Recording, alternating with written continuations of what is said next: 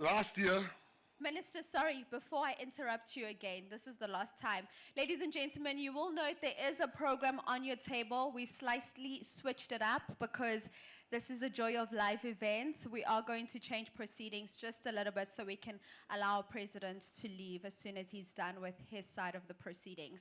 But for the rest of you, there's still a lot of nice free things, so please don't leave when the president departs. Thank you. all right, I hope I can take part in the free things. I want to share a few stories about our honorable president before I call him up. When we formed the GNU, the president first, he told us, listen, I have to go to America. And everybody wanted to go to America. And Deputy Minister Bantu Lomisa said to me, hey, you are going to America. I said, I don't know. You must take up golf. You might go. So I went for my first golfing lessons. So when I got to my golfing lessons, the guy that is teaching me how to play golf, he didn't know that Afrikaans is my first language. And he speaks Afrikaans. But I was so bad in golf. And he says to me, well, why do you want to play golf? I said, no, I have to play golf. I'm a minister of sport. As he's teaching me, he says to me, Minister, I've got a big favor to ask. There's a 9-year-old boy. He's going to be great one day, but he'd like to take a picture with you. I said, of course, of course. So the boy comes, but the boy is Afrikaans. And he says to the boy, we took the picture. The boy says to him, can I speel met die oom? Can I play? He says, yes. He asked the coach, what tips do you have for me in Afrikaans? The coach says, whatever he does, just do the opposite and you'll be fine.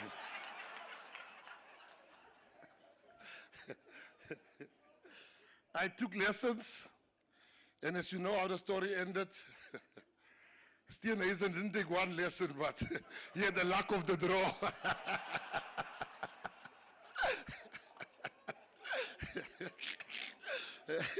You know, I was with Mr. Steenhuisen. We've become so close in the GNU. When I called him earlier, I invited him to come here. And he said, no, he's going to be at home a bit tonight. And I didn't know, I didn't drop the phone. And he overheard me when I said, well, he's probably going to call Uber again tonight. He called me back. I said to him it was AI. You know? As we were standing there, with the chairperson of MTN, I saw a waiter bringing a drink, and a soldier, one of the soldiers of the president, was bringing water. And when the national anthem started, he froze. He didn't move. Then I remember once again, General Bantu Mizo told me when soldiers can't move when the national anthem is playing. So I remember many years ago, President, when I was still at another place, which we will not talk about here tonight. One of my friends got the weekend parole, and he went out, and he didn't know that his girlfriend, in the meantime, has found love in the arms of a soldier. And the soldier found him there, and he beat him up, closed both his eyes. So when he came back, we said, what happened? He said, I was still kissing my girl. And this man came in and he beat me. One of my friends said, you should have called me. All you should have done is just started to sing the national anthem. That man would have stood right there.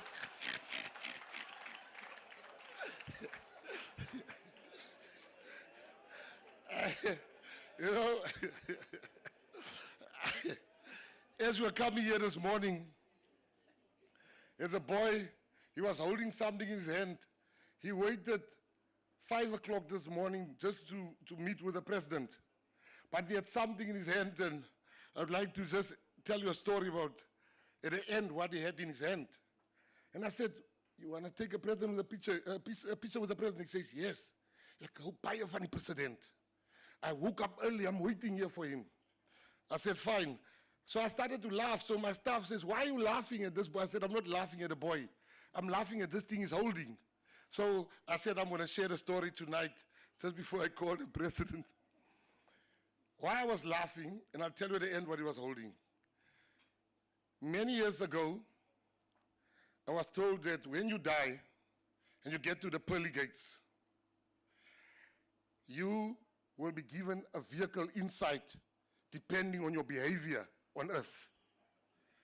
So the question that they ask you, how long have you been married? So they ask this one gentleman, how long have you been married? He says 5 years.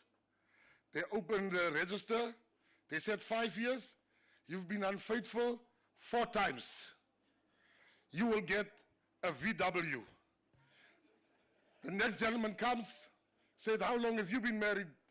They checked, 20 years. You've been unfaithful once. They said, well, you get the Mercedes-Benz. The third guy that came has been married for 60 years. He has never been unfaithful. They said, you get 3 Rolls Royces, you get your own highway, because you are an example of what a man should be. And the guy behind him was married for 2 years, and he was unfaithful 34 times. And they gave him a bicycle to drive around. So while he was driving in heaven, President, he found the guy with a Rolls Royce crying uncontrollably.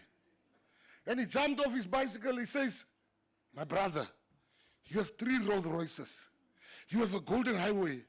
Why are you crying? Hurry, my wife just died. And they gave her a skateboard.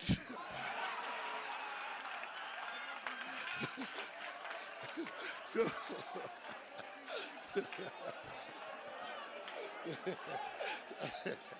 so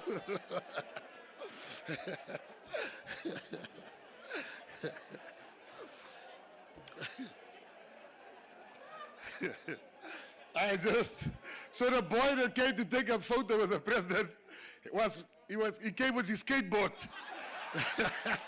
So people think, General, to be part of the government, a politician is always nice. I went to our second cabinet meeting in Cape Town. As I was jumping in the plane, I was with Minister Chaveni in the car, and there was a lot of school kids, and they all wanted pictures with me. And they caused a little bit of commotion in the plane. But everybody was happy and smiling except one 75-year-old white woman. She was disgusted. She had this disgusting look looking at me. And as fate would have it, I was seated next to her. And she looks at me, she's like, who are you? I said, I am Gayton Mackenzie. She says, what do you do? I thought, now I'm going to have fun. I said, I'm an actor. She says, in which movie? No, I know white people don't watch Muvango. So I said, Muvango. She said, thanks God. I said, why? She's like, I thought you were a damn politician. They are corrupt. They are the scum of the earth. And I had to listen to how we are the scum of the earth. And the air hostess came. Minister Mackenzie, chicken or beef. I said, just give. And the guy behind her came, another cabinet attendant, Minister Mackenzie. She said, why are they calling you minister? I said, because I've got a bigger church. Let's pray and eat. Let's leave those things. Ladies and gentlemen,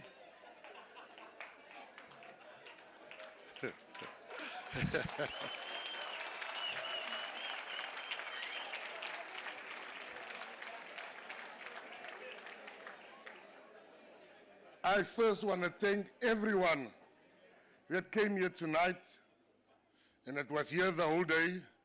We're doing this for charity. You are the anchors of this country. And thank you for coming here today. And the man I'm going to introduce, you all know, but there's some things that the media would never write about,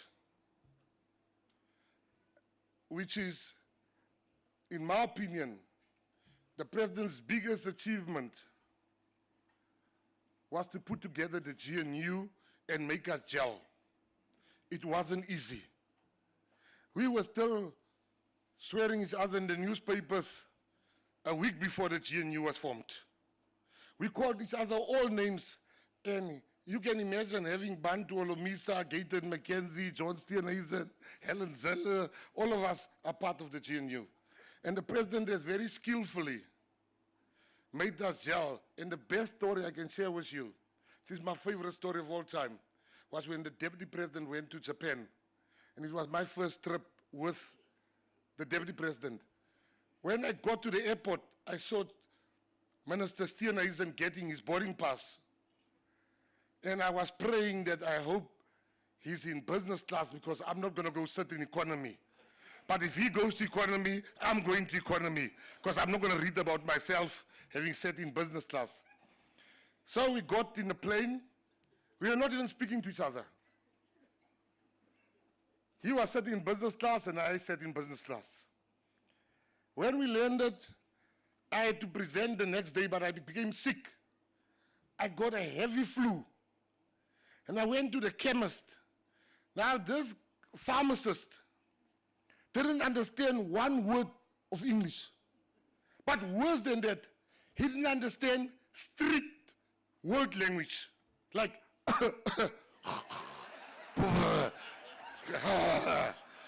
I tried everything. He said,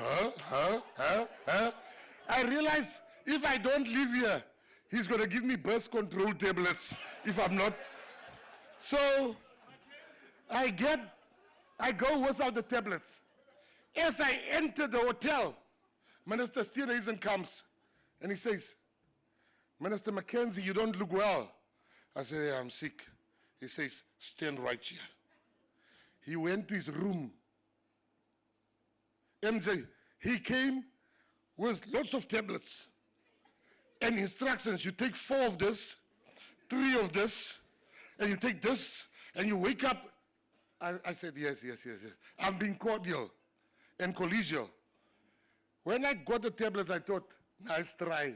I'm not dying at your hands so early, right here. So I get in the room.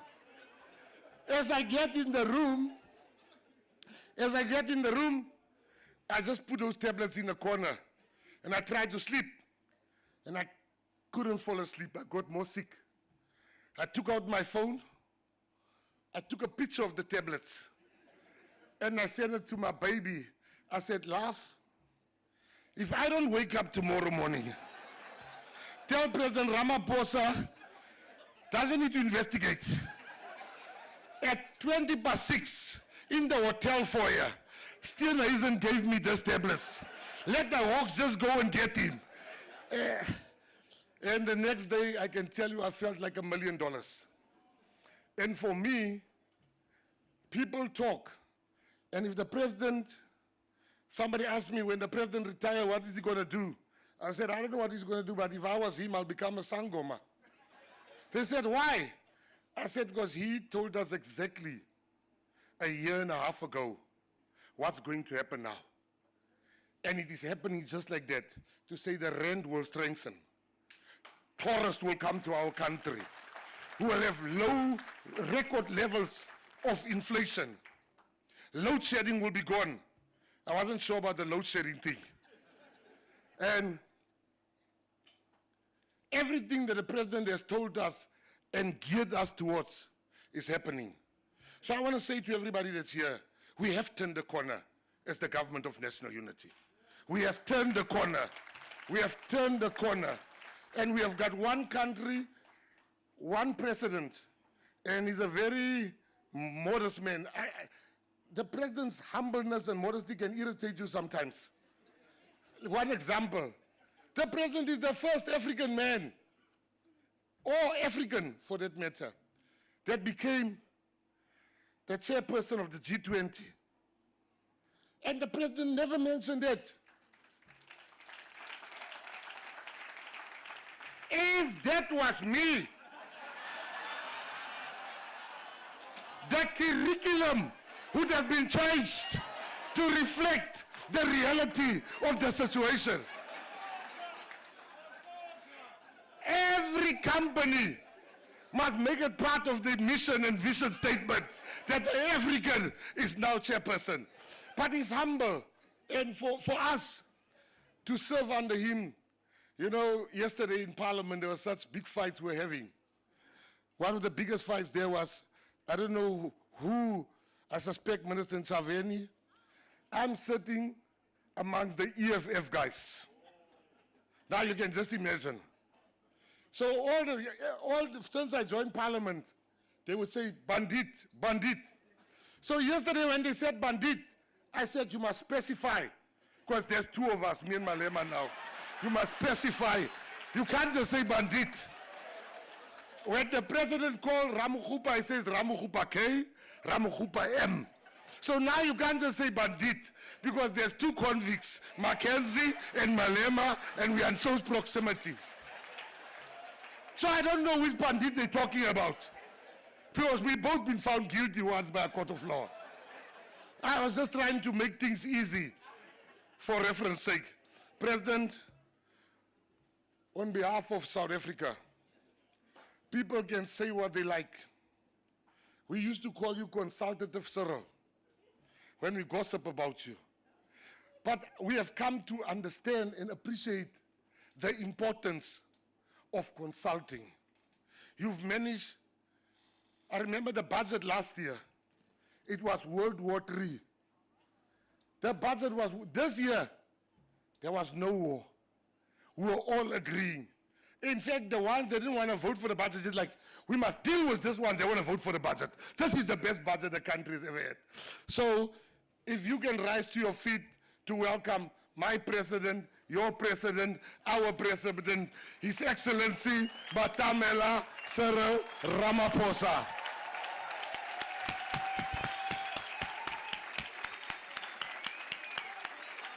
And while the president is walking, gentlemen, I know the men's conference is starting tomorrow.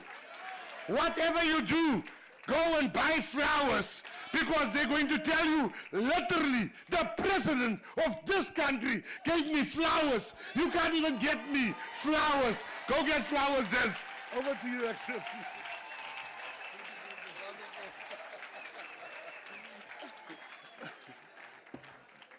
Let's be seated, please.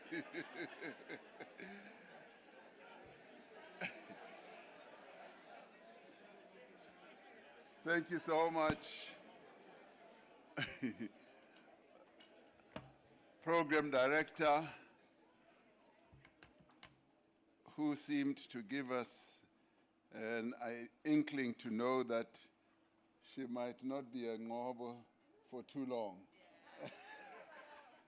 I don't know who the lucky guy is. Maybe he's amongst us. Ministers and deputy ministers here present, and the leadership of the Cyril Ramaphosa Foundation and the Adopted School Foundation, and our sponsors, MTN and Sasol, chairperson of MTN, Mr.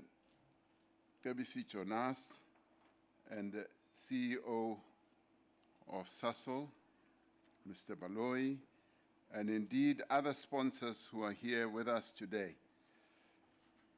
And ladies and gentlemen, what you have just witnessed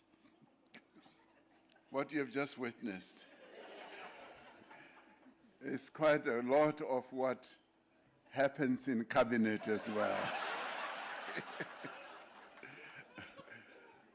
Gayton Mackenzie is one person who is so colorful. I have about 3 ministers in the cabinet who, when they open their mouths, become so colorful in explaining a simple concept. The one that I'll never forget about Gayton Mackenzie was when he was going to be appointed as minister. And I think you've heard this before. When I called him, he was in a movie house. And he picks up the phone because he had been waiting for this phone call to come. He had been told that I would call him, and I didn't call. It was not on purpose. It was just really to test his expectations. And so his protectors started laughing at him because he gave them his phone. And they kept looking. There's no call from the president. Then they started saying to him, you're just talking. President is never going to call you. So when I call him, he is in the movie house. So I said, am I disturbing something? He says, no, I'm just watching a movie. And I said, which movie? It was like Cops and Robbers. And I said, well,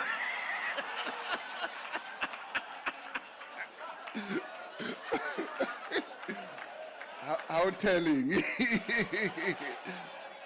And then I said, no, don't worry, I'll call you later. He says, no, Mr. President, no, I'll talk to you now. Then he jumped over seats. He tells me that he almost knocked an older lady down and all that. So he rushes out of the Moody house, and he then tells me later, after I'd spoken to him, and he said, wow, I was rushing so much and panting. And he says, the president might have thought that I was having sex.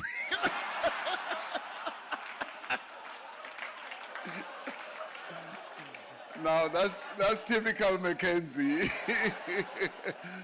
You can never fault him on that. It's really a privilege to welcome all of you who are here for our annual presidential gala dinner. Since its inception, it was incepted in 1999. So this occasion that you're participating in has become a vehicle to raise funds for charities, various charities, and it is the tradition for the sitting president. People are joyous and they want to get together and largely to network and to be present amongst each other and just to really enjoy not so much playing golf, but just being on the golf course. And as I've been going around distributing roses, I've been asking people whether they played or not, and a number of them said, no, we were just here watching and supporting. So we thank all of you who are here watching and supporting, and watching those who are missing their balls, their shots, and also getting their shots right. So in the past 7 years, the Cyril Ramaphosa Foundation has been a beneficiary of this presidential golf challenge. Now, through this partnership, this that we call the PGC has raised more than 23 million rand for the foundation, which is a lot of money. Now, this has enabled the work of the foundation to do a great deal of work in 19 rural and urban schools and to support the education of almost 10,000 young people who go to these schools. Now, over the past 8 years, the foundation has built 27 structures at needy schools across the country, including 21 ablution facilities, 3 classrooms, and a feeding scheme kitchen. We are honored that our beneficiaries who benefit from the work, from the donations that you give, are part of the enduring Presidential Golf Challenge because they benefit directly, and the money does not go into paying administration costs or even salaries. It goes directly into those projects. Now, these projects align with the objectives of the Department of Basic Education, particularly when it comes to sanitation appropriate for education. Toilet the ball today and the contribution that you made, you were ensuring that we rid our schools of pit toilets. And some of those pit toilets, as you might remember, have, in the end, led to the deaths of a number of young people. So we are in the process, together with the Department of Basic Education, to rid our various schools of pit toilets. And we still have a few to go, and Minister Kwahube is making sure that we eradicate those pit toilets. Initially, we thought it would be easy, we would move in, that within a year or so we would have rid our country of pit toilets. But as we go around our rural areas and some semi-urban areas, we're finding that there are still pit toilets that we need to get rid of. So your contribution today here is enabling us to finish the job, to do what needs to be done. And this is an essential step towards creating healthier, safer, and learning environments. Now, the Adopt a School Foundation, which we started many years ago, which is a partner, a foundation of the Cyril Ramaphosa Foundation, has been busy in schools and for many, many years. We've adopted over the years some 700 schools. And through the work that the Adopt a School does, it has created 16,544 work opportunities, and it has also supported 2,684 SMEs. And it does this by the model that we have built. When we adopt a school, we say the school is adopted, not for 1 year, but almost for its lifetime. We stay with the schools, and now we've clocked up 700. We watch the school progressing, and we also make sure that the school, in the end, from a curriculum point of view, does perform well. So all the 700 schools that the foundation has adopted are top performers, and we keep improving their infrastructure. One of the outstanding things we did was to work at district level, and particularly in the Free State. That is why you would have seen the Free State coming tops for almost 5 years, because the Adopt a School Foundation, as well as the Kagiso Trust, focus on the improvement of education in that province to build a model which we call whole school development, which now our basic education department is adopting in a number of ways, and which in the end will lead to the improvement of 1.8 million learners. And the learners in those schools, they range from a young age right through to matric, and they have benefited from this approach. But the whole process of whole school development also engages the teachers, the school governing bodies, and the learners themselves. And it focuses on curriculum improvement, as well as infrastructure improvement, to improve the infrastructure of our schools.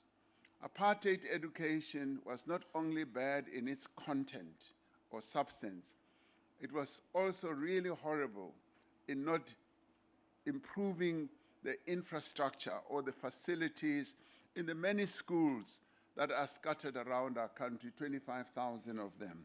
And quite often we never see that. We only see the Model C schools, the private schools where our children go. And as I look around, I can see that all our children have gone to either Model C schools or private schools. Now, beyond that, there are those schools that need support.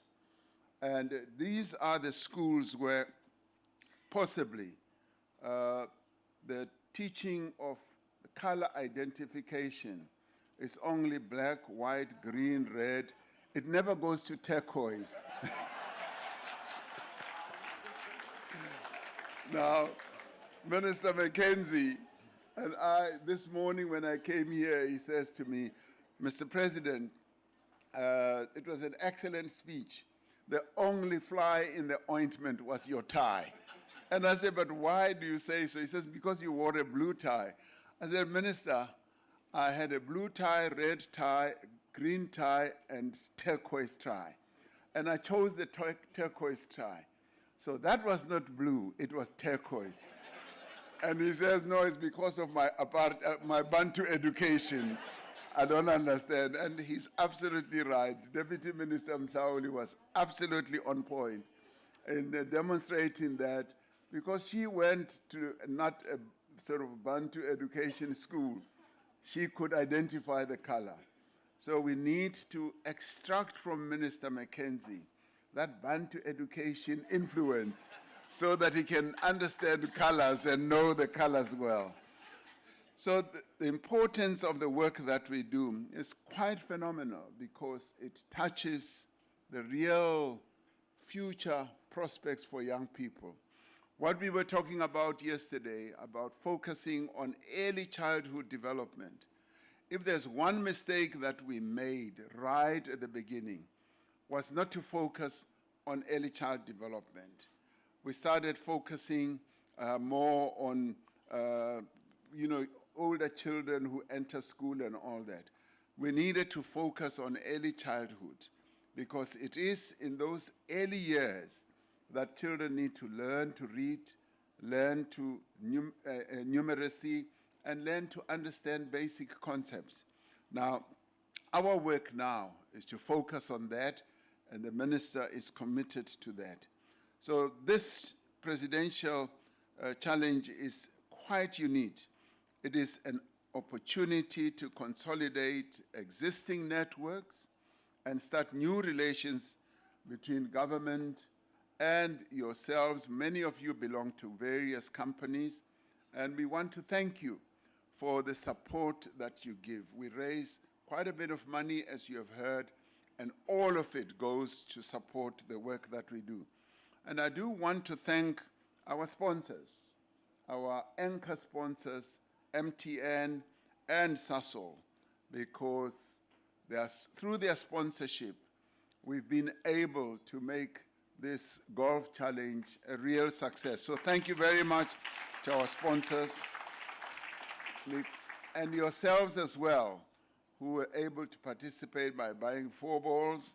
Your contributions are daily making a difference in the lives of thousands of children in our country. So I want to thank you from the bottom of my heart, and I do want to say thank you once again. Now today, on the fairways, I saw many of you networking for a good cause, and it was wonderful to see even those who didn't play were here just to give support. And I myself was privileged to play with a young man, Lubanzi Tselani, a 15-year-old young boy. Now, I teed off with him, playing with the CEO of Sasol and one of his key officials. Now, I scored a number of birdies, but they didn't see them. They just didn't see the birdies that I scored.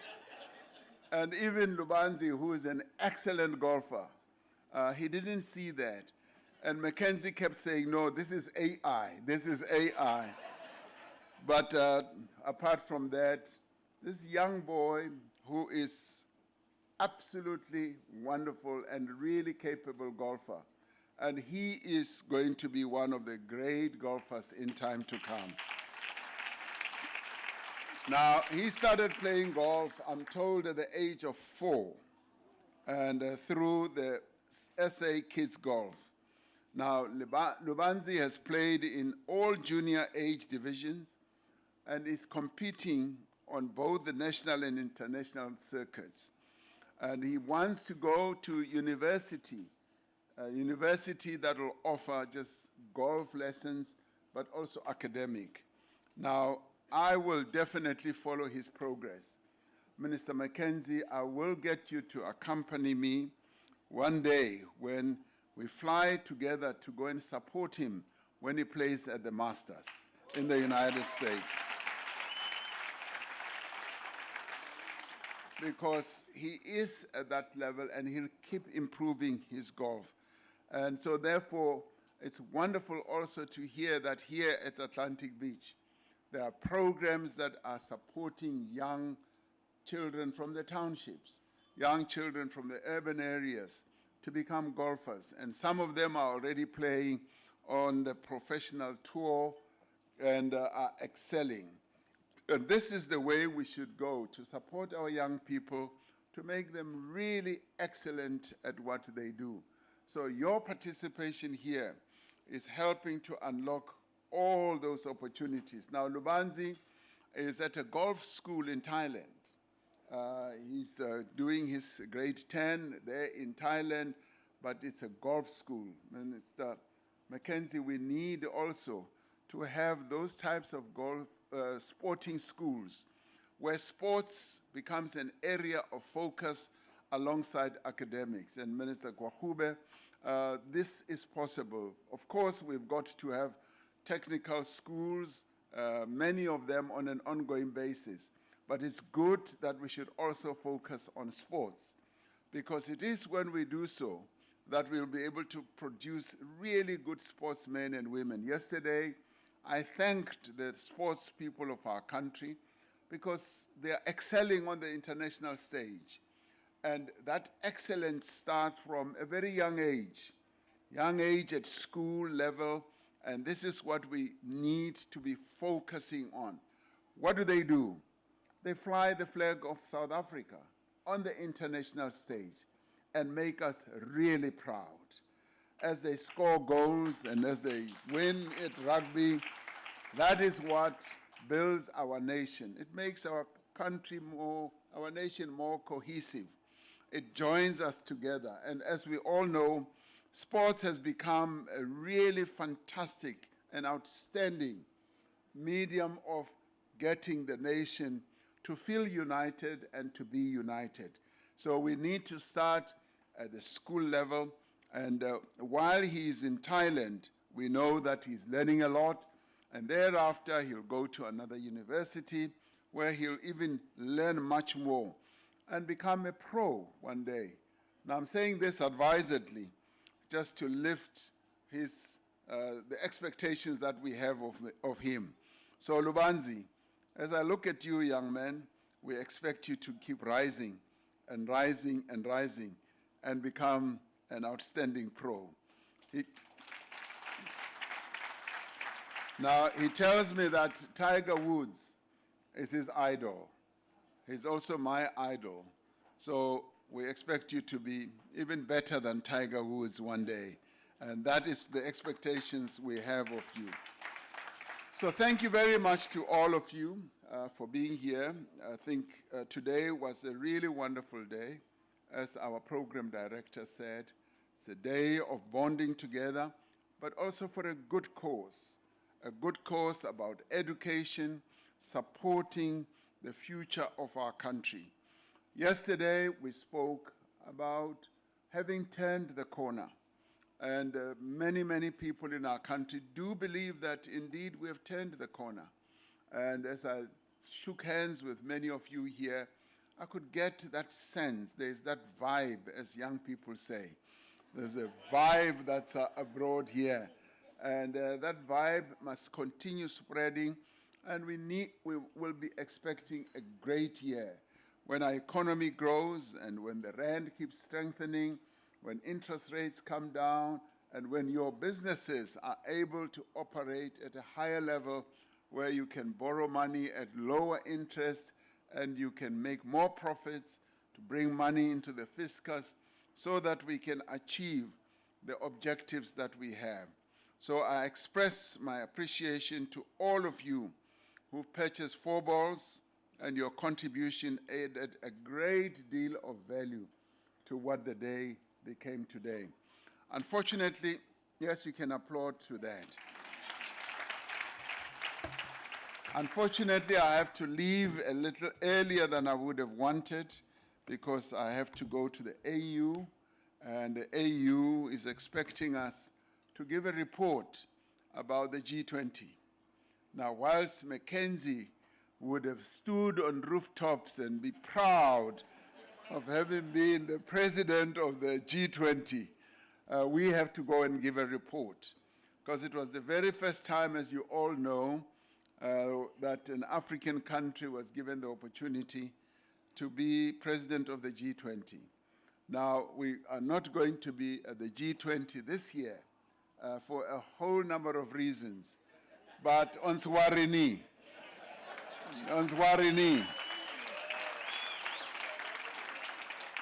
because we've made our contribution. For the very first time, an African country has made a contribution to the policy formation on a number of issues to the globe. To the many countries, the G20 accounts for about 75% of the GDP of the world.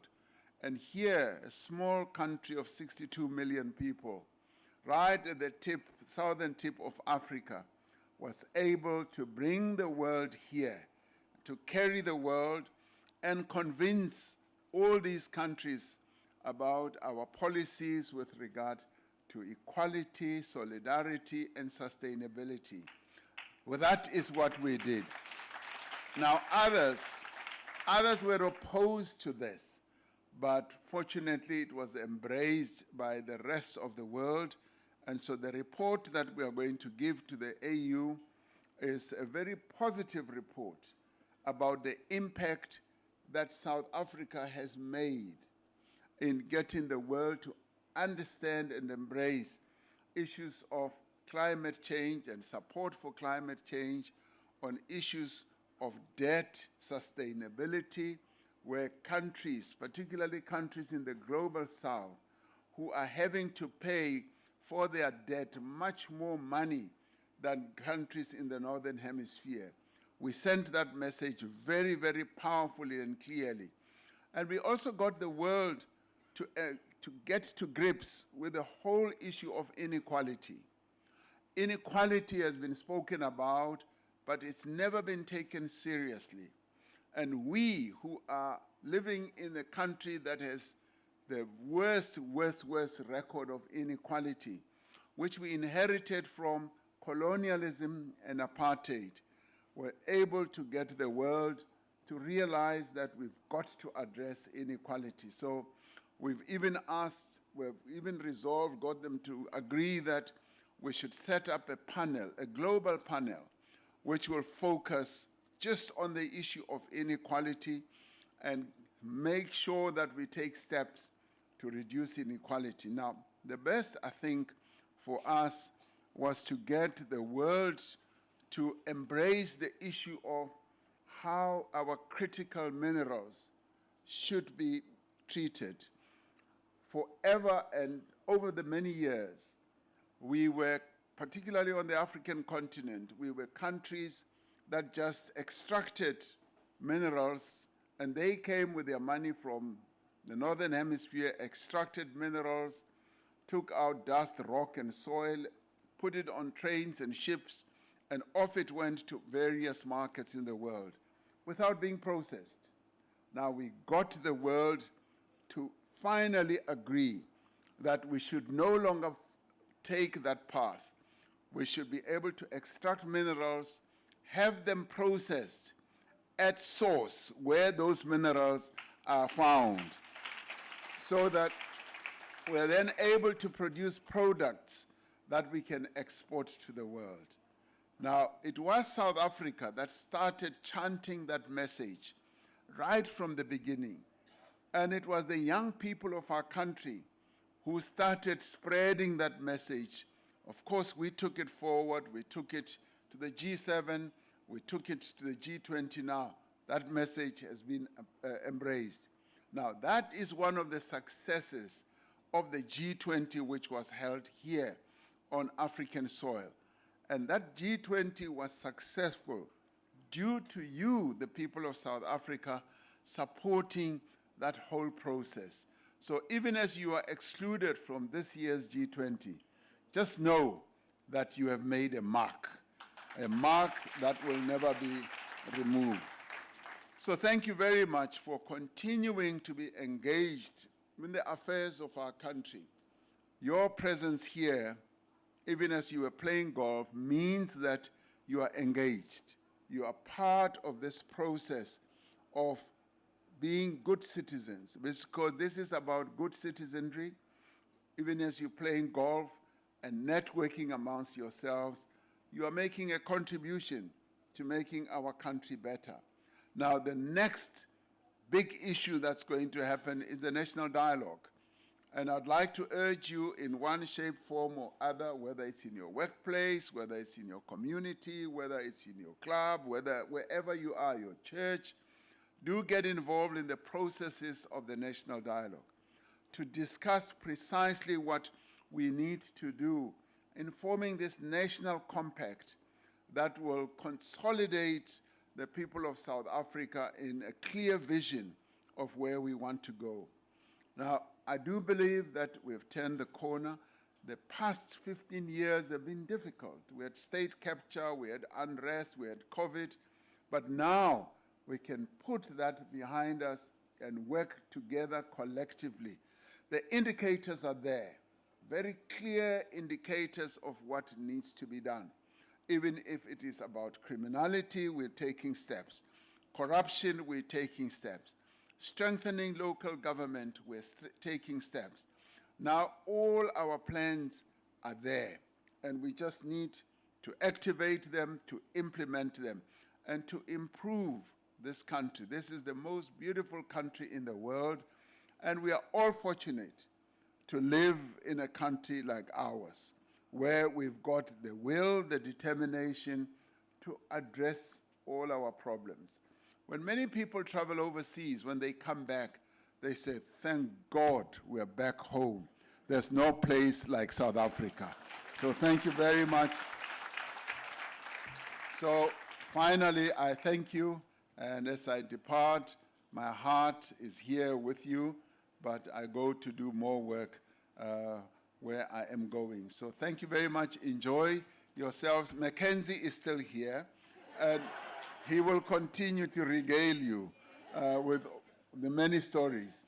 And I wanted to tell a little bit more of his stories, but we don't have the time. I could keep you here all night telling you what he always tells us in cabinet. So thank you very much, and good night. Mr. President, if I can just ask you to stay on the stage for a few more minutes. If you'll just indulge us for a few minutes just to do a handover.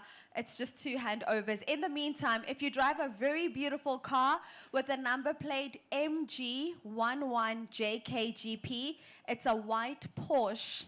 That's why I said it's a beautiful car. Can you please move your car for us? It is blocking a vehicle that needs to move. So that's MG11JKGP. I love today because we are prophesying a lot. I've prophesied about my marriage. I hope the right person heard. Mr. President is prophesying about our young Mr. Lubanzi Tselane. We do have a token of appreciation from one of our main sponsors for our young golfer, Lubanzi. So can I please ask the President and CEO of Cecil, Mr. Simon Baloyi, to join us on stage for that handover.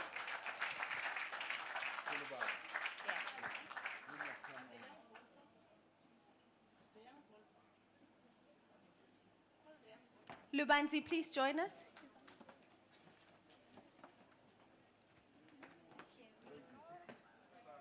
Oh, that's for him. Yes. Yes. Thank you for coming all the way.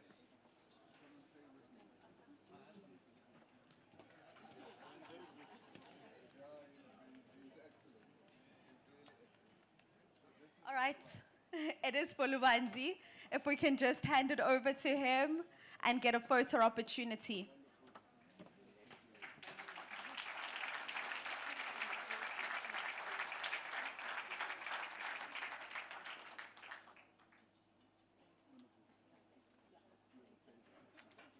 All right, thank you so much. Simon, you can just move on the side of the stage. Don't move too far away. I still need you. This is so nice. You like on first name basis with presidents and CEOs, Simon. You can just move to the side a little bit. Minister Mackenzie, can you please join us on stage as well? We do have a token of appreciation from PGC to the head of the state.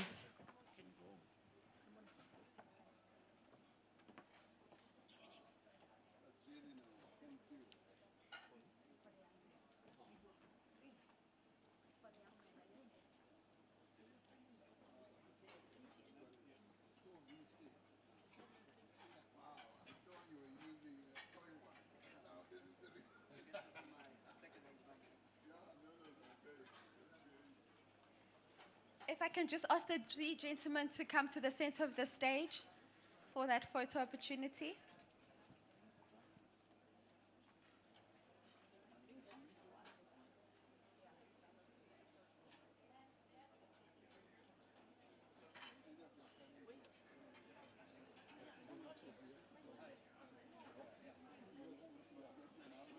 And we do have a token from PGC, Mr. President, Mr. Mackenzie. I'm prophesying.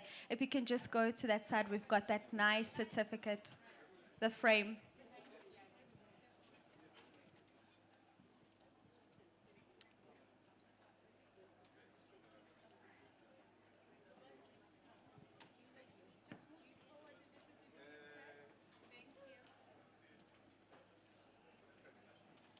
All right, one more picture.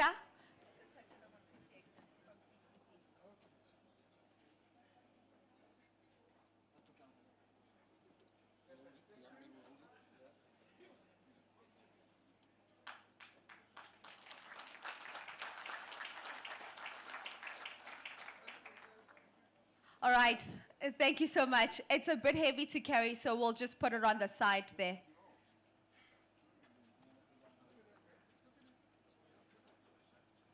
All right.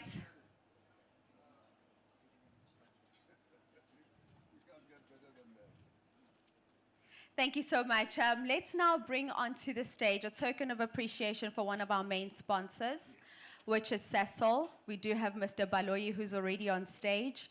So, Mr. President, we'll ask you and Minister Mackenzie to just assist us with that handover. But Baloyi ngena nala in between.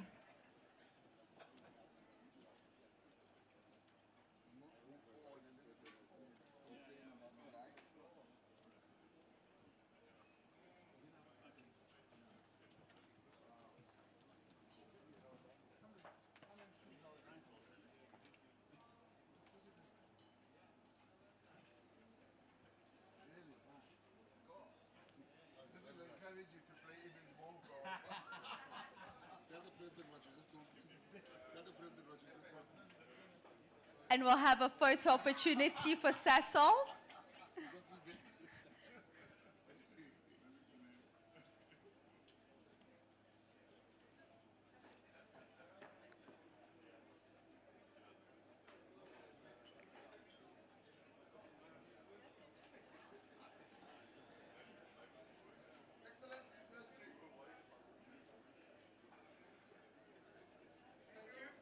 Thank you so much, Mr. Baloyi. I think we'll keep it safe for you down there because it is quite heavy.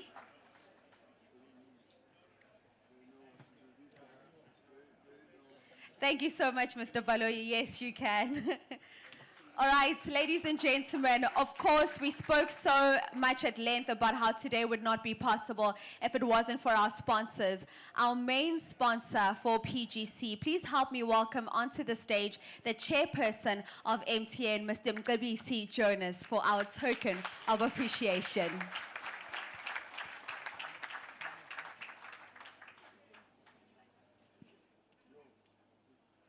This has been a 6-year partnership, so it's a lot of funds that have come through from MTN. So this is just the token of appreciation.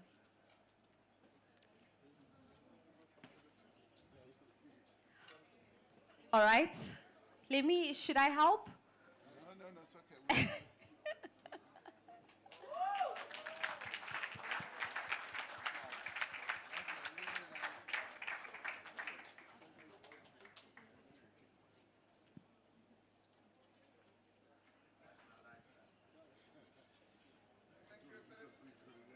All right, thank you so much. It is so stunning. Mr. Mcebisi, if I can just ask you to stay behind.